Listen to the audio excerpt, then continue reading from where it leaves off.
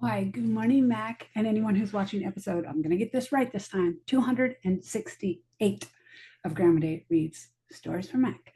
So we're going back to the Bears Bedtime Storybook, and we're going to start on page 31. This one says pudding. I'm guessing it's a poem. Bears love pudding good and hot, sweet and sticky in the pot. It's a favorite thing to eat at any meal, a tasty treat. When Mother Bear calls pudding time, her family's waiting in a line. Table laid, spoons at the ready, pudding fit for any teddy. Oh, pretty cute on that one. We did get a spelling with a U, though. This one's called The Picnic Place. One fine, bright, oh, I made a mistake. Take two. One fine day, Bright Bear put on her beach robe. I didn't even know that was a thing. Packed a picnic and went to the seaside. I like the sun, she thought. Meanwhile, Country Bear put on her hat and walking shoes and set off for the woods. I like the shade, she thought. But the beach was too hot and the woods were too cool. Both bears were heading back home when they met each other. I know where we can picnic together, said Country Bear. Soon they sat in her garden, which overlooked the sea. There was a big tree beside them. We've sunshine and shade. Here, they smiled. A compromise. We have time for one more. Let's see. Oh, it's a big story. It says, Hum for your supper. Buster and his brothers had a music group, and they were really rather good. Bruno played the guitar, and the others sang. Their favorite place to practice, with the S instead of a C, was in the country. So they would often take a basket of food and stay out all day.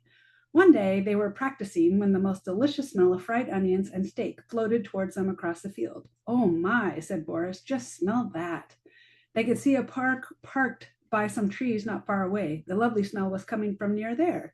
It was a family of bears, Mr. and Mrs. Bear, and their very small twins.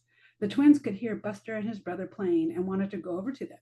No, said Mrs. Bear, they're big bears. They won't want you. Mr. Bear was busy with the barbecue, turning the steak over and humming to himself. The charcoal grew hotter and hotter and the smell more and more delicious. The four bears in the field were looking longingly towards the barbecue.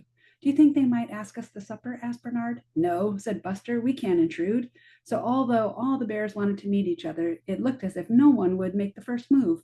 Bruno's tummy started to rumble. His brothers could hear it. They could also hear something else. It was Mr. Bear humming as he turned the steaks on the grill.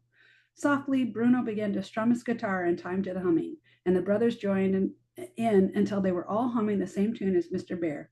Listen, said the twins. You'll have to talk to them now. They're playing for us. All right, said Mrs. Bear. Run across and ask them to supper.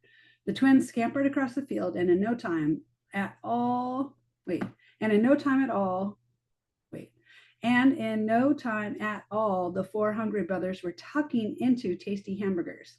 I think that means eating. This must be what you call humming for your supper, said Bruno happily, taking another bite.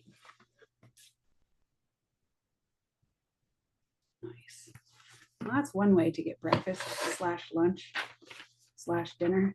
I love you. Have a wonderful day.